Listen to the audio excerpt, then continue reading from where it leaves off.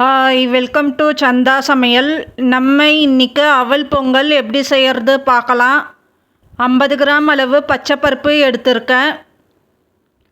First பச்சைப்பருப்பு வறுத்துக்கலாம். கடாய் சூடானதோ பச்சைப்பருப்பு சேர்த்துக்கலாம்.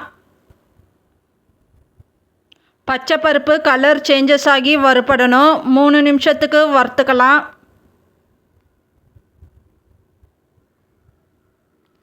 இப்போ பச்சைப்பருப்பு வறுபட்டிருக்கு.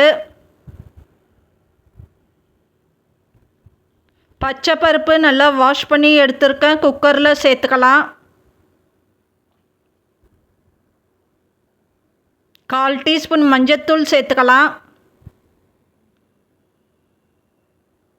பச்சைப்பருப்பு நனைகிற அளவுக்கு தண்ணி சேர்த்துக்கலாம். மூடி போட்டு வச்சுருக்கேன். குக்கர் ப்ரெஷர் வந்ததோ விசில் போட்டுக்கலாம். இப்போது விசில் போட்டிருக்கேன். 5 விசில் வச்சு எடுத்துக்கலாம். குக்கர் ப்ரெஷர் போனதோ மூடி ஓப்பன் பண்ணியிருக்கேன். மசிச்சு எடுத்துக்கலாம்.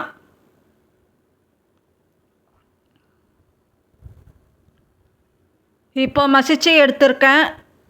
திக்கான அவல் எடுத்திருக்கேன். 200 கிராம் கப் அளவில் 1 கப் அளவு எடுத்திருக்கேன்.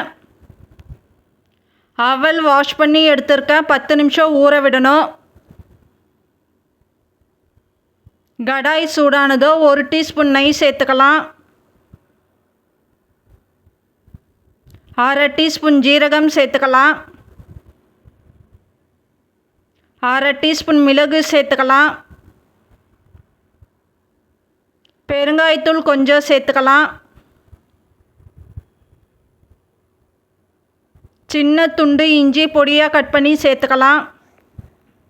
ஒரு பச்சை மிளகா 2 பாதியாக கீனி சேர்த்துக்கலாம். கொஞ்சம் கருவேப்பிலை சேர்த்துக்கலாம். மிளகு ஜீரகம் பொரியணும். இப்போது மசிச்ச பருப்பு சேர்த்துக்கலாம். ஊற வச்ச அவல் சேர்த்துக்கலாம்.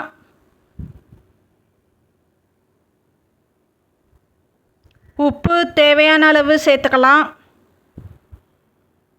உப்பு சேர்த்துட்டு நல்லா மிக்ஸ் பண்ணிக்கலாம்.